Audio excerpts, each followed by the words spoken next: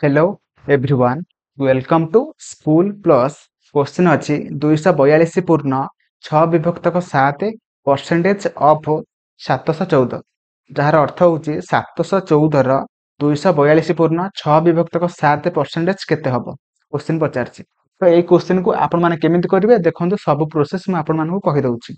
केमिति करिवे देखंतु फास्ट आपण मानकु जो परसेंटेज देछि सेटा गोटे मिश्र भग्नांश रे दे देछि। तो आपण माने कोन करिवे ना फास्ट सही मिश्र भग्नांशटाକୁ आपण माने अप्रकृत भग्नांश रे कन्वर्ट करिवे देन आपण माने क्वेश्चन को करिवे। देखंतु मु फास्ट से मिश्र भग्नांश जोटा कि अछि केते ना 242 पूर्ण 6 विभक्तक 7 टाकू फास्ट मु अप्रकृत भग्नांश रे कन्वर्ट कर देबी। तो केमिति करंती ना फास्ट 7 रे 242 गुणी देकी 6 सहित मिसई दियंती। तो मु सेमिति करूची 242 सॉरी 242 गुणन 7 प्लस 6 डिवाइडेड बाय 7। तो 242 रे 7 गुणिले हमर 1694 बाहर देन मु 6 मिसई देबी बाय 7 तापरे जोटा कि आंसर केते बाहरिबो ना 1700 बाय 7 बाहरला। तो एबे देखंतु आपण मानको गोटे कांसेप्ट मु कहि सारछि जदि गोटे भग्नांश को आपण माने परसेंटेज रे कन्वर्ट करिवे सेते बेले आपण माने 100 मल्टीप्लाई करिवे।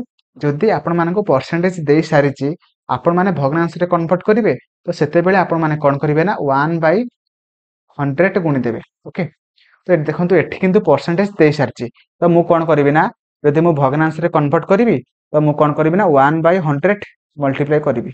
ओके देखंतु आमर माने अप्रकृत भग्नांश केते बारिला जोटा कि 1700 बाय 7।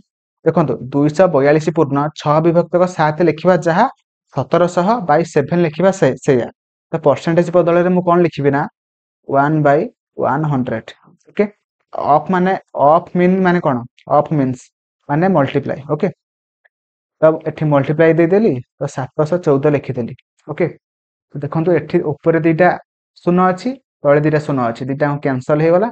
तापर देखो 7 रे 714 कटिले केते हबो ना 102 हम। ओके तो एबे आमे मु कोन करबी ना 102 इंटू 17 जोटा कि मल्टीप्लाई गले केते हबो ना 102 इंटू 17 जोटा कि मल्टीप्लाई कले मोर आंसर केते बाहरिबो ना 1734। ओके तो एटा हि जो राइट आंसर। तो option C will be right answer. मोर आशा आपण माने भलो भाबरे बुझी पारथिबे।